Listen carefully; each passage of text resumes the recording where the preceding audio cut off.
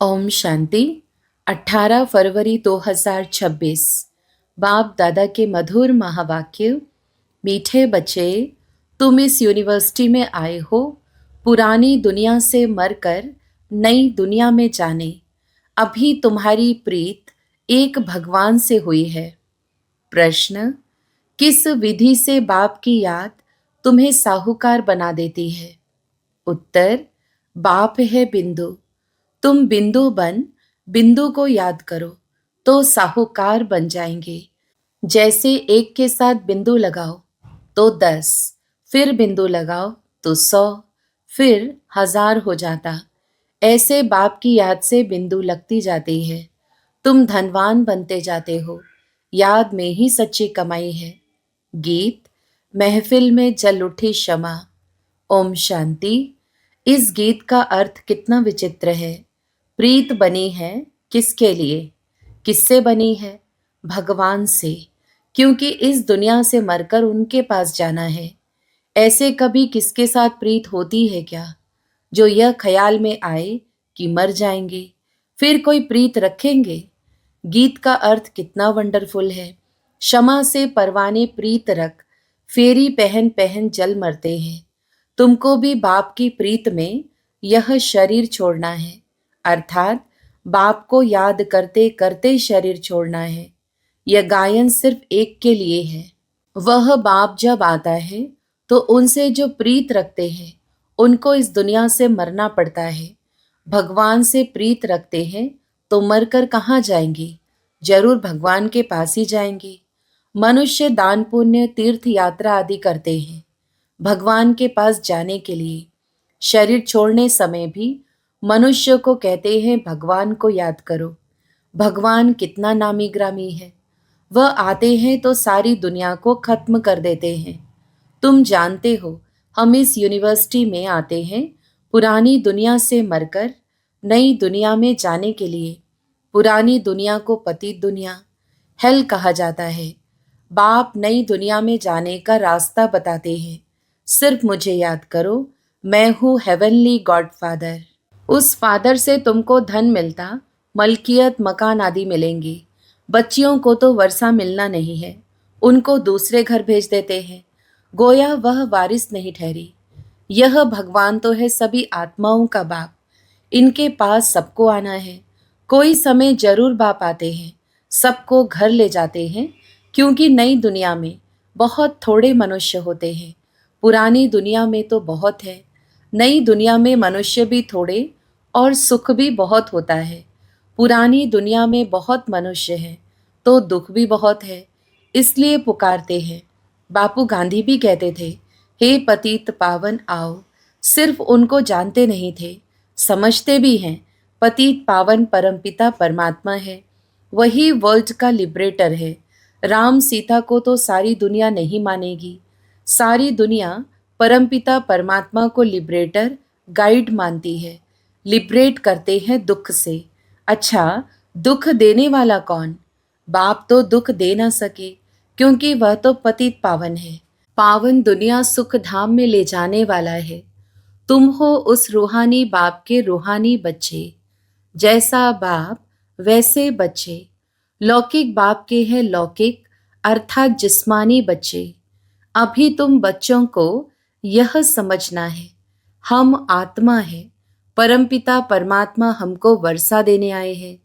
हम उनके बच्चे बनेंगे तो स्वर्ग का वर्षा जरूर मिलेगा। वह है ही स्वर्ग स्थापन करने वाला। हम स्टूडेंट हैं, यह भूलना नहीं चाहिए। बच्चों की बुद्धि में रहता है। शिव बाबा मधुबन में मुरली बजाते हैं, वह काठ की मुरली तो यहाँ नहीं है। श्री कृष्ण का डांस करना, मुरली बजाना, वह सब भक्ति मार्ग का है। बाकी ज्ञान की मुरली तो शिव बाबा ही बजाते हैं। तुम्हारे पास अच्छे अच्छे गीत बनाने वाले आएंगे। गीत अक्सर करके पुरुष ही बनाते हैं। तुमको ज्ञान के गीत ही गाने चाहिए, जिससे शिव बाबा की याद आए। बाप कहते हैं, मुझ अल्फ को याद करो। शिव को कहते हैं बिंदु। व्यापारी लोग बिंदु लिखेंगे तो कहेंगे शिव। एक के आगे बिंदु लिखो तो 10 हो जाएगा, फिर बिंदु लिखो तो 100 हो जाता, फिर बिंदी लिखो तो 1000 हो जाएगा। तो तुमको भी शिव को याद करना है। जितना शिव को याद करेंगे, बिंदी बिंदी लगती जाएगी। तुम आधा कल्प के लिए साहूकार बन जाते हो। वहां गरीब होता ही नहीं, सब सुखी रहते हैं, दुख का नाम नहीं। बाप की याद से विकर्म विनाश होते जाएंगे, तुम बहुत धनवान बनेंगे। इसको कहा जाता है सच्चे बाप द्वारा सच्ची कमाई। यही साथ चलेगी। मनुष्य सब खाली हाथ जाते हैं, तुमको भरतू हाथ जाना है। बाप को याद करना है। बाप ने समझाया है, प्योरिटी होगी तो पीस प्रॉस्पेरिटी मिलेगी। तुम आत्मा पहले प्योर थी, फिर इम्प्योर बनी हो। सन्यासियों को भी सेमी प्योर कहेंगे। तुम्हारा है फुल सन्यास। तुम जानते हो वह कितना सुख लेते हैं। थोड़ा सुख है फिर तो दुख ही है। आगे वे लोग सर्वव्यापी नहीं कहते थे। सर्वव्यापी कहने से गिरते जाते हैं। दुनिया में अनेक प्रकार के मेले लगते हैं, क्योंकि आमदनी तो होती है ना। यह भी उन्हों का धंधा है। कहते हैं धंधे सब में धूल, बिगर धंधे नर से नारायण बनने के।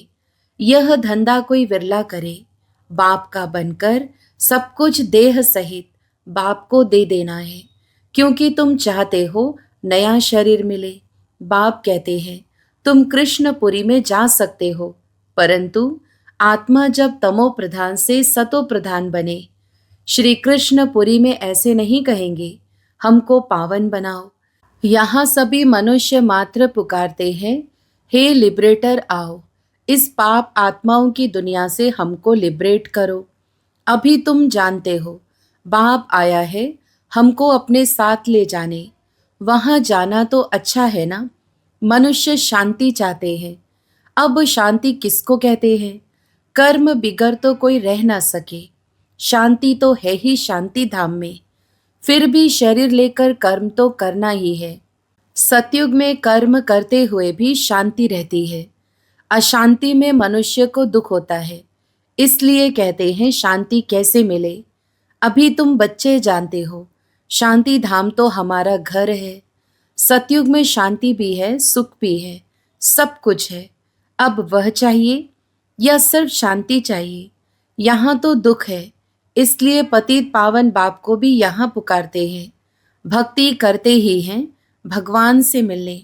भक्ति भी पहले अव्यभिचारी फिर व्यभिचारी होती है। व्यभिचारी भक्ति में देखो क्या क्या करते हैं। सीढ़ी में कितना अच्छा दिखाया हुआ है, परंतु पहले पहले तो सिद्ध करना चाहिए भगवान कौन है। श्री कृष्ण को ऐसा किसने बनाया? आगे जन्म में कौन था? समझाने की बड़ी युक्ति चाहिए। जो अच्छी सर्विस करते हैं उनकी दिल भी शायदी अर्थात गवाही देती है। यूनिवर्सिटी में जो अच्छी रीति पढ़ेंगे वह जरूर तीखे जाएंगे। नंबर वार तो होते ही हैं, कोई डल हेड भी होते हैं। शिव बाबा को आत्मा कहती है मेरी बुद्धि का ताला खोलो। बाप कहते हैं बुद्धि का ताला खोलने के लिए ही तो आया हूँ, परंतु तुम्हारे कर्म ऐसे हैं जो ताला खुलता ही नहीं। फिर बाबा क्या करेंगे? बहुत पाप किए हुए हैं। अब बाबा उनको क्या करेंगे? टीचर को अगर स्टूडेंट कहे कि हम कम पढ़ते हैं तो टीचर क्या करेंगे? टीचर कोई कृपा तो नहीं करेंगे, करके उसके लिए एक्स्ट्रा टाइम रखेंगे। वह तो तुमको मना नहीं है। प्रदर्शनी खुली पड़ी है, बैठकर प्रैक्टिस करो। भक्ति मार्ग में तो कोई कहेंगे माला फेरो, कोई कहेंगे यह मंत्र याद करो। यहाँ तो बाप अपना परिचय देते हैं। बाप को याद करना है जिससे वर्षा मिल जाता है, तो अच्छी तरह से बाप से पूरा वर्षा लेना चाहिए ना। इसमें भी बाप कहते हैं विकार में कभी नहीं जाना। थोड़ी भी विकार की टेस्ट बैठी तो फिर वृद्धि हो जाएगी। सिगरेट आदि की एक बार भी टेस्ट करते हैं तो संग का रंग झट लग जाता है। फिर आदत छोड़ना भी मुश्किल हो जाती। बहाना कितना करते हैं। आदत कोई नहीं पड़नी चाहिए। छी छी आदतें भी मिटानी है। बाप कहते हैं, जीते जी शरीर का भान छोड़ मुझे याद करो। देवताओं को भोग हमेशा पवित्र ही लगाया जाता है, तो तुम भी पवित्र भोजन खाओ। आजकल तो सच्चा घी मिलता नहीं, तेल खाते हैं। वहाँ तेल आदि होता नहीं। यहाँ तो डेयरी में देखो प्योर घी रखा है, झूठा भी रखा है। दोनों पर लिखा हुआ है प्योर घी। दाम में फर्क पड़ जाता है। अब तुम बच्चों को फुल मुआफिक खिला हुआ हर्षित रहना चाहिए। स्वर्ग में तो नेचुरल ब्यूटी रहती है, वहाँ प्रकृति भी सतो प्रधान हो जाती है। लक्ष्मी नारायण जैसी नेचुरल ब्यूटी यहाँ कोई बना ना सके। उनको इन आंखों से कोई देख थोड़ी सकते हैं। हाँ, साक्षात्कार होता है, परंतु साक्षात्कार होने से कोई हूबहू चित्र बना थोड़ी सकेंगे। हाँ, कोई आर्टिस्ट को साक्षात्कार होता जाए और उस समय बैड बनाए, परंतु है बड़ा मुश्किल। तो तुम बच्चों को बहुत नशा रहना चाहिए। अभी हमको बाबा लेने लिए आया है। बाप से हमको स्वर्ग का वर्षा मिलना है। अभी हमारे 84 जन्म पूरे हुए। ऐसे ऐसे ख्याल बुद्धि में रहने से खुशी होगी। विकार का जरा भी ख्याल नहीं आना चाहिए। बाप कहते हैं, काम महाशत्रु है।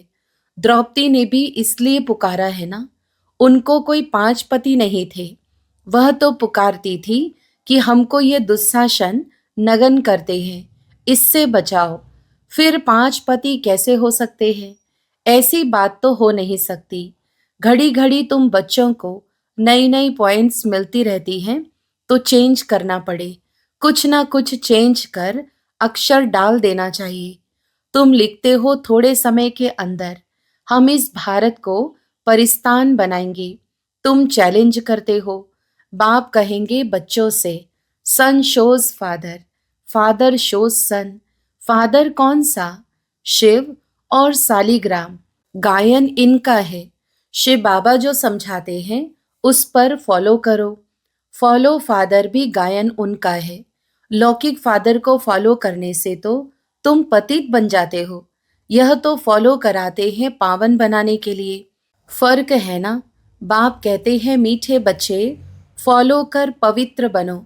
फॉलो करने से ही स्वर्ग के मालिक बनेंगे।